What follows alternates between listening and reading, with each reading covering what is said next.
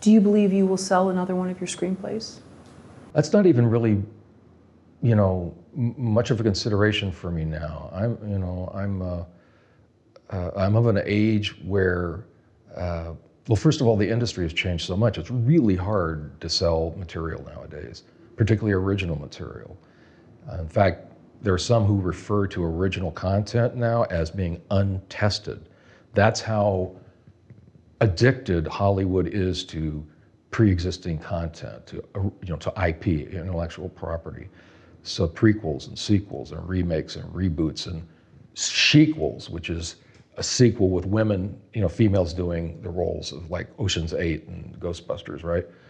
So the numbers I've tracked on my blog, I've tracked ever since 1989, really. I broke in at 87, but since 1989, I've tracked spec script deals because I was, wanting to see what the market was doing. And there was a big rise in them in the 90s. That was kind of the golden age of the spec script. And then it's fluctuated, but now the last few years, it's been pretty depressed in terms of the market.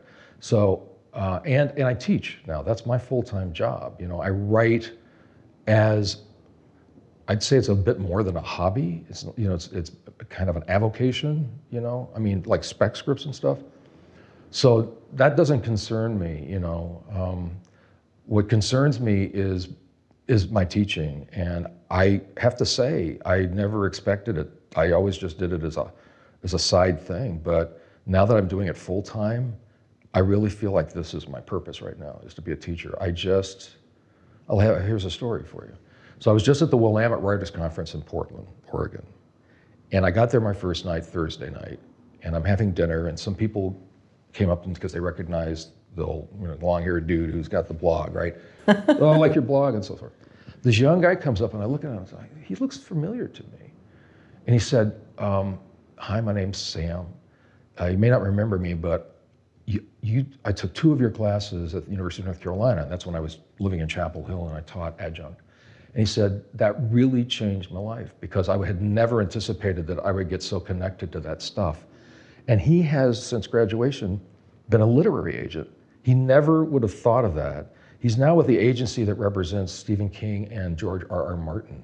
Oh, wow. And he said, I talk to my clients about story, and they go, wow, you really know this stuff. And he said, that's all my professor from UNC. So that's the kind of thing, when you hear that sort of thing, it just is incredibly reaffirming and inspirational. I mean, to be able to influence people and to encourage them to follow their bliss, pursue that they're passionate about, and they do it, and then, some have some success like that. That's just a great thing.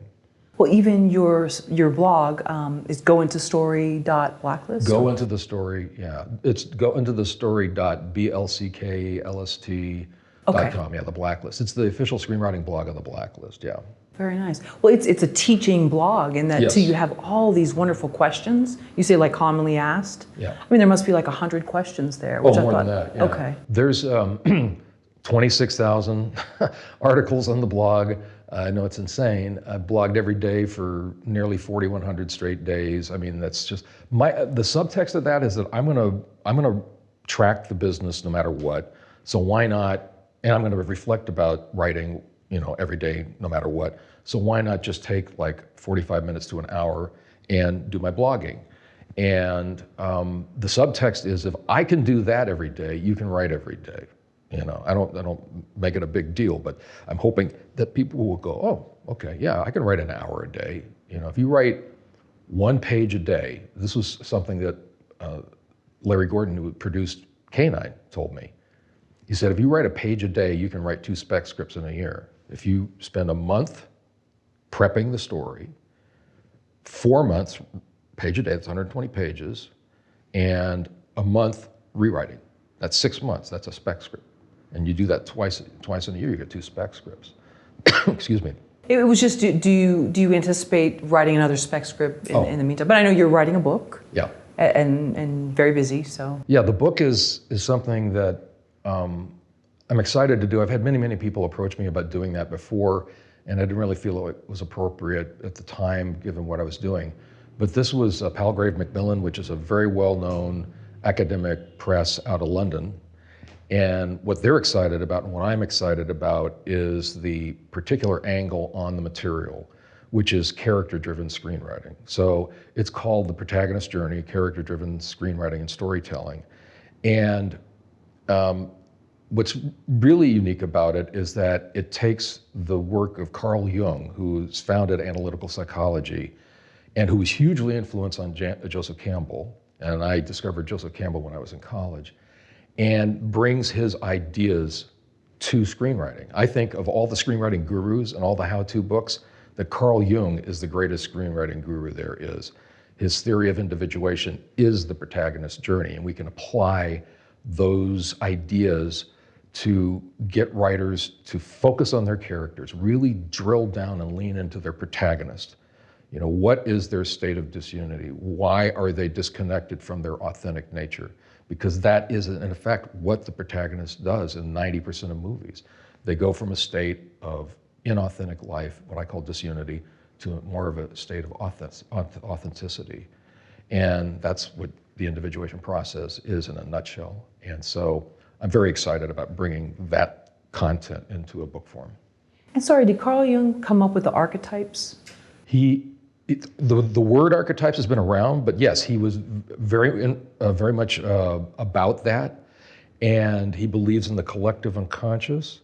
So there are archetypes that exist out there that we dip into. It's why, say, for example, stories that lean into these narrative archetypes or even character archetypes, that there's like a second level of connection. There's the story itself and the entertainment, but there's this unconscious thing that be going on where they're tapping into those archetypes. And so, for example, I have discovered that in watching movie after movie after movie and reading screenplays and studying this, that there are basically 5 primary character archetypes that we see over and over again. There's the protagonist, that forward-moving energy, has a goal. There's an oppositional dynamic. You know, most people call it an antagonist. I call it a nemesis. So you've got the protagonist versus the nemesis.